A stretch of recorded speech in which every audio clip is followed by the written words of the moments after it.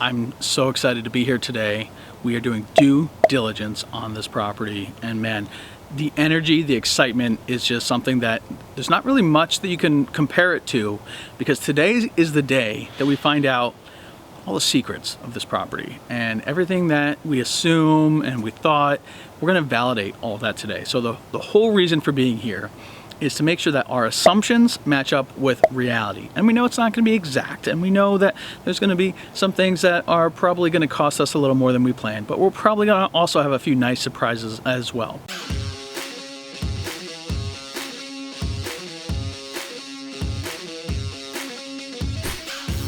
Let me take you back a little bit. Up to this point, up to due diligence, we have been onto this property twice. We have done our initial tour, which is usually very quick. We get 1 or 2 units of a tour. We get a very general idea of what the units look like, what the renovations could be. We do kind of a quick walk around of just big general items. From my assumption, my point of view, the roofs look okay. There might be some nice amenities here, but maybe we have to spend some money on some structural or maybe some water. Like, there's a very, very first pass that gives us the idea of, do we want to move forward with further investigation? Once I do that first tour, we then come back for a second tour. Our underwriter has gone through the numbers. They've put some rough numbers in place for construction, for rents, for the plan. And we came back the second time to kind of fine-tune that plan a little bit, and in that we brought our contractor and we brought our property manager, and we got to start to validate everything even further. So that very fuzzy picture from that first tour gets a little bit clearer on that second tour, and the contractor comes and says, no, actually, yeah, those roofs are okay, but we're concerned about this structural item over here, or look at this water damage over there. So we get a little bit of a clearer picture on the types of construction items, the renovation work. Then we have the management side, and we talk a little bit more about what we're going to do with these units and what we could lease them for and how this property could play in the market. And so after that second tour, that is really the point that we're putting the fine tune together on our offer. So that gets us all the way to the offer stage.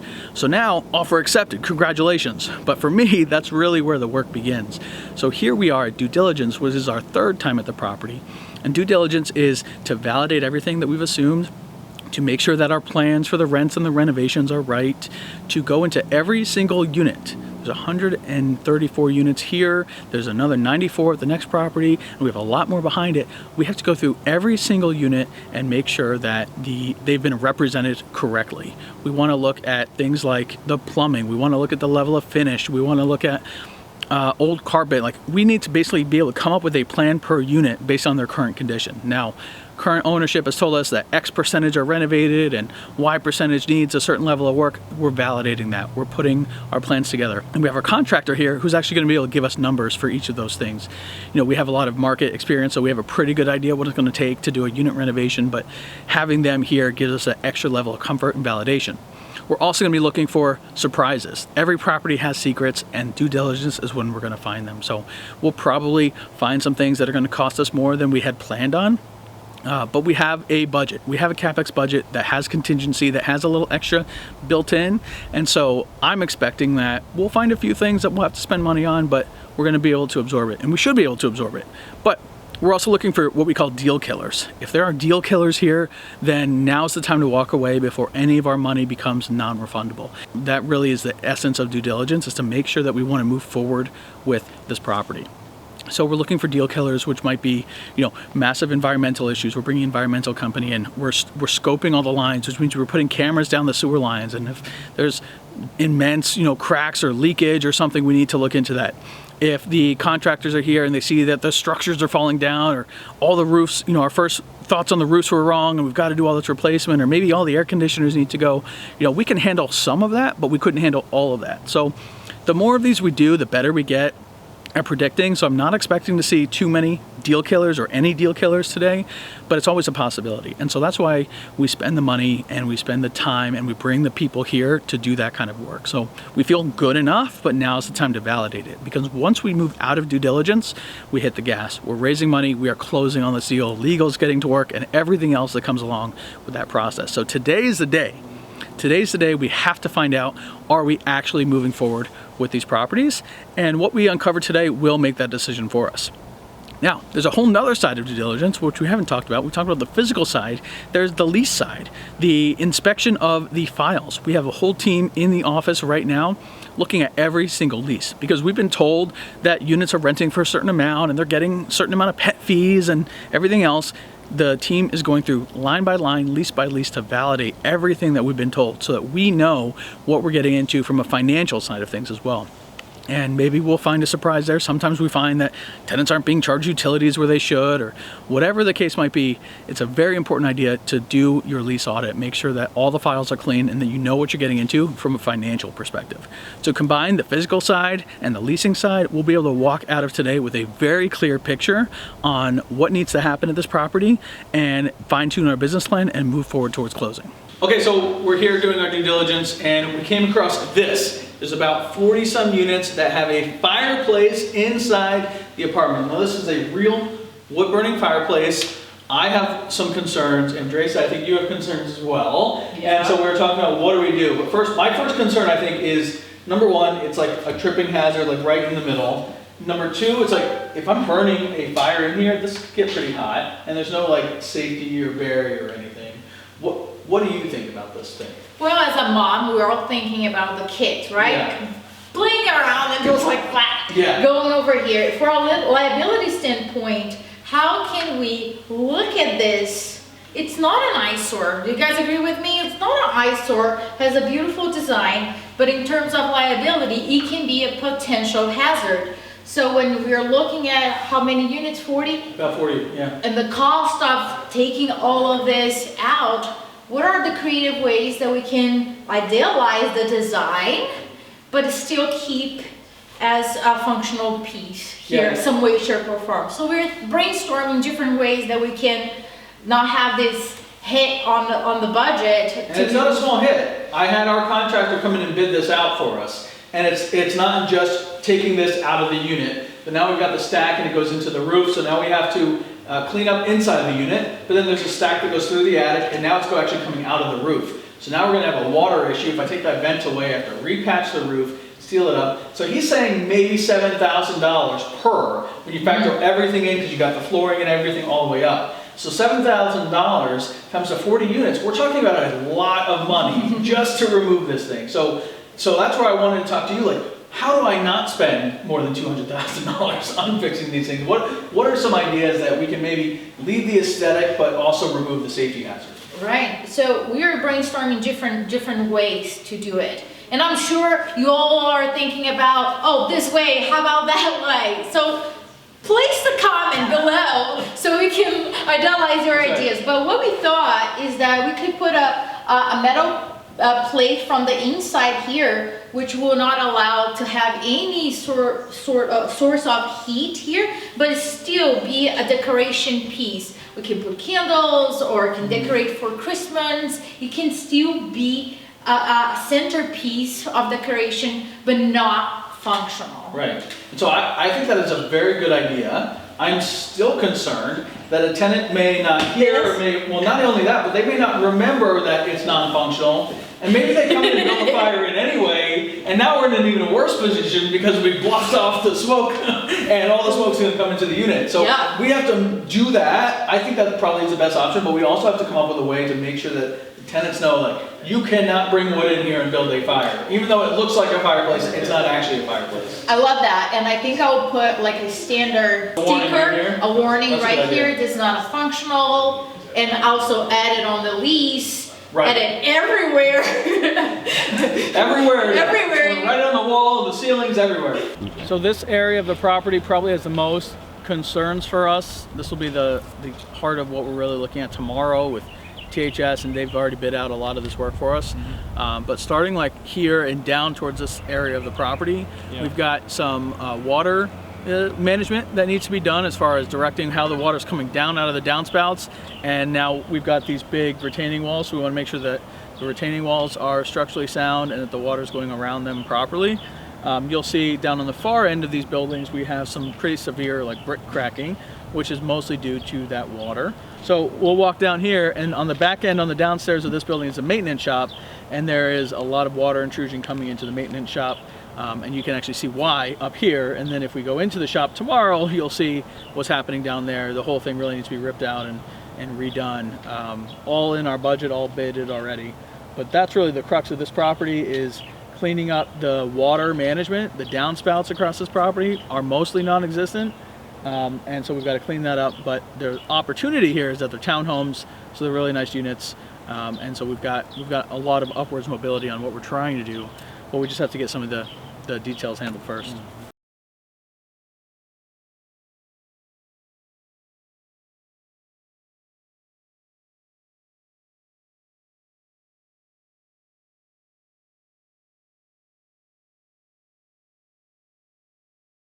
This is where we're getting all this water coming in through here.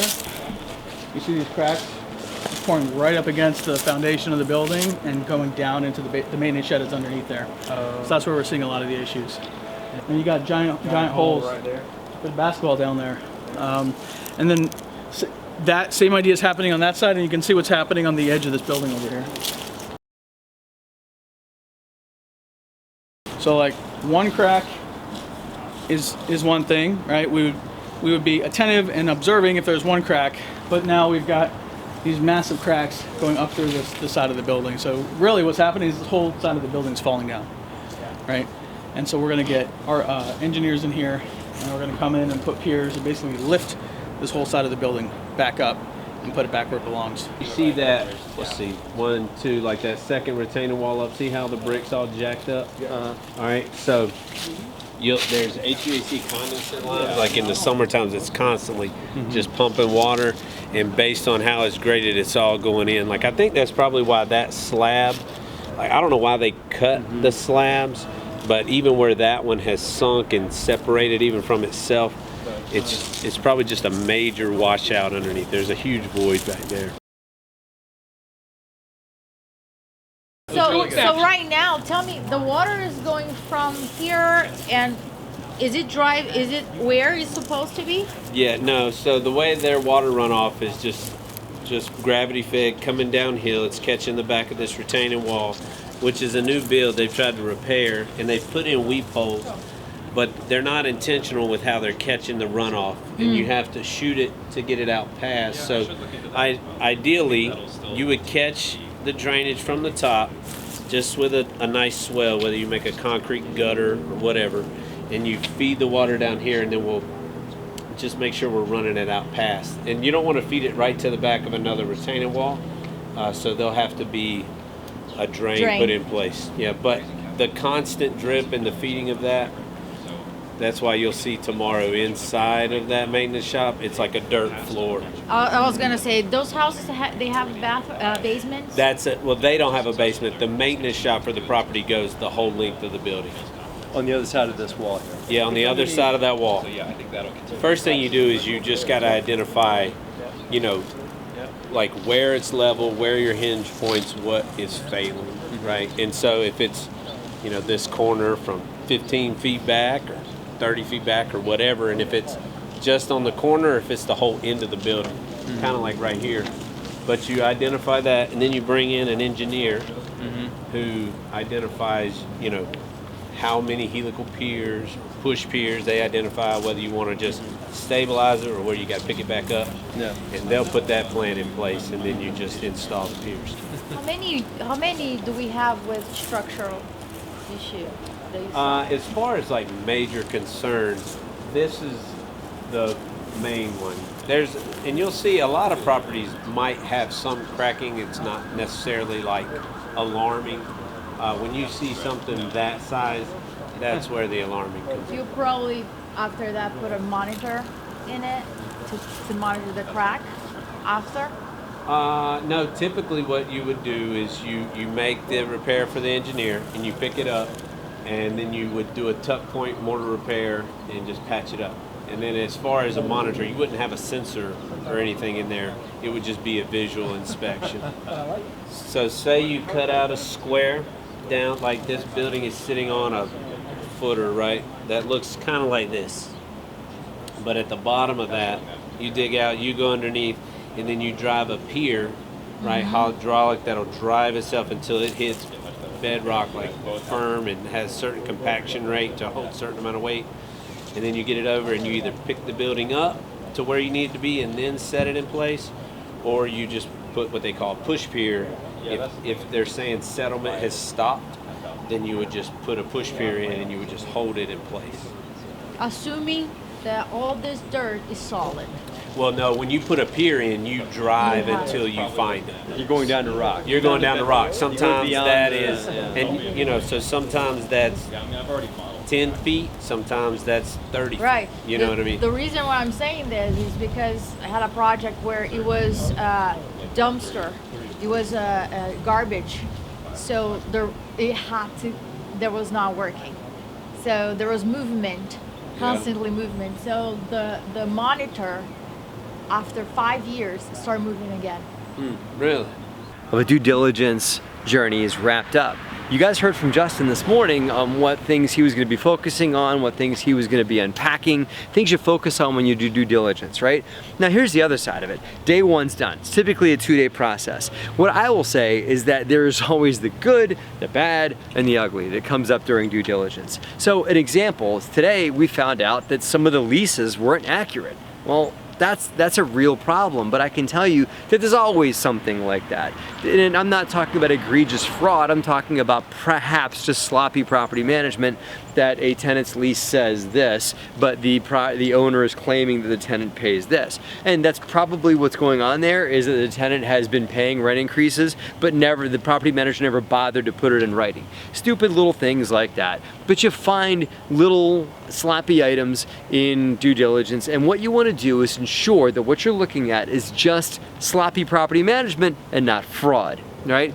Because that can be there too, and fraud is a reason to retrade. Sloppy property management is just, hey, maybe we should get a better property manager that can better run this property. So those are some of the aha surprises that came up.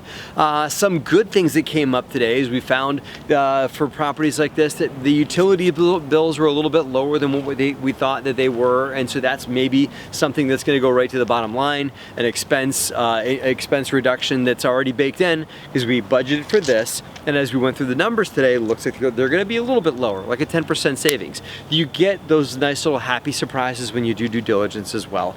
So the bottom line is that I find when doing due diligence, especially on day one out of day two, is you can't panic, okay? You can't go hit the panic button and say, oh my goodness, we've got to blow this deal up, we've got to retrade or tear this thing apart.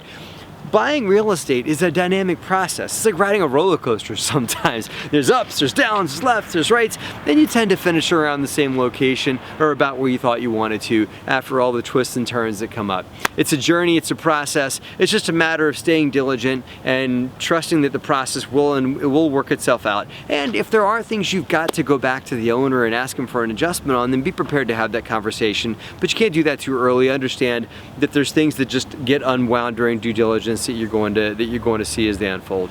Be sure to check out more on what we do during due diligence, day in the life experiences, and everything else we do on this YouTube channel, so you guys can learn how you guys can manifest a phenomenal real estate business for yourselves and build something great for your investors. And of course, if you want to join us in awesome passive income investments for yourselves, that's something you can learn from here as well on this YouTube channel. Thanks for watching, guys, and have a great and profitable week.